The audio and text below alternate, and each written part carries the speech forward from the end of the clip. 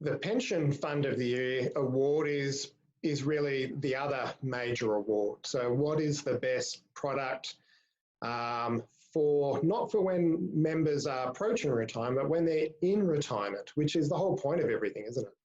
And this year the finalists were First State Super, QSuper and UniSuper.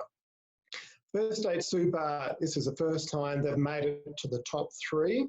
But First State Super have gone a long way in terms of structuring their investments. One of the things that they do is they invest differently for pension members when compared to accumulation members.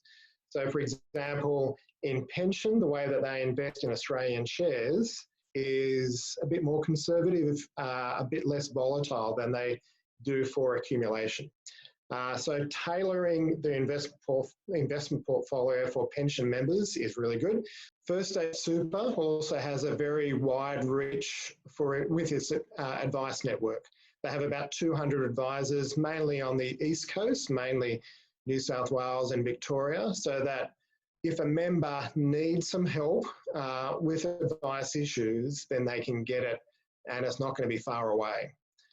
Another fund that was in the top 3 was UniSuper.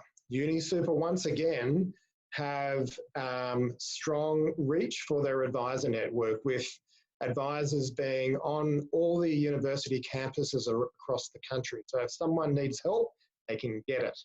They can get it through general advice, just basic questions, intra-fund advice, just on if there's one particular question they need a recommendation on from an advisor, they can get it, or comprehensive advice. So UniSuper also does a great job with, on advice, and historically their performance has been very strong from an excellent investment team, most of who have experience managing money, and they've done very well for their members over the long run.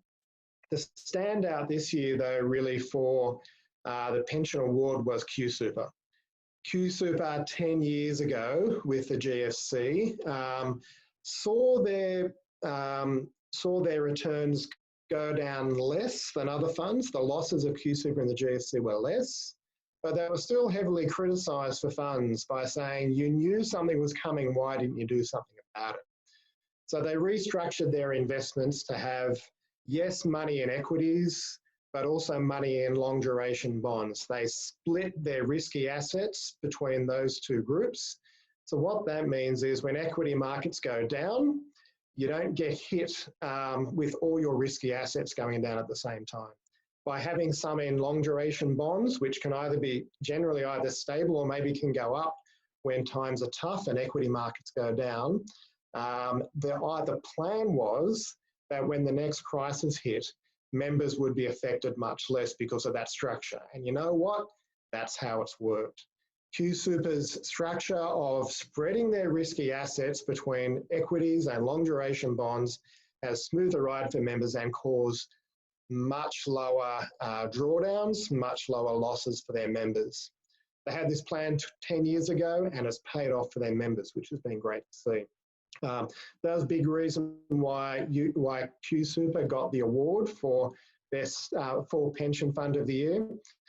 But importantly as well, it's not just about investments. They also have a strong advisor footprint, especially in Queensland where they're from. So QSuper is for Queensland public service employees and expanding out beyond that now, particularly in Queensland. QSuper has a large advisor network where members can get access to advice as well. This is particularly important when members are moving from accumulation to pension, and about half of QSuper's members moving from accumulation to pension access that advice and get the help that they need so that they can set their pension product up as they want it to be set up, set their pension product up in a way that's going to give them more of a chance to meet their retirement outcomes.